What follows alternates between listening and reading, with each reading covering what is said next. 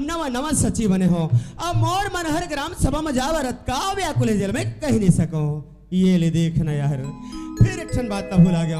अरे आप ही मन सर मोर एक जहुरिया संगवारी है भाई। ओ मोला बोले रही से कि जब भी पहली बार ग्राम सभा जावे तो मामूला भूला लगे। मैं जल्दी जल्दी में भूला गया यार। कोई बात नहीं भाई, मैं जगह में कुछ देर होकर इंतजार करता हूँ, ओकर बाद मत चले जाऊँ। अरे जल्दी आवे भैया, जल्दी यार। रे किरण, हाँ सीमा, का हो गया? सुनना। हाँ हम राधिकल बुलावर जात हन ते यही जगह उगरत्री बिना। सीमा, लेकिन जल्दी से आ जाओ ने यहाँ। हाँ हाँ बहुत जल्दी आवत हन। याद से ना तीनों को जल्दी आ जाओ यहाँ। हाँ।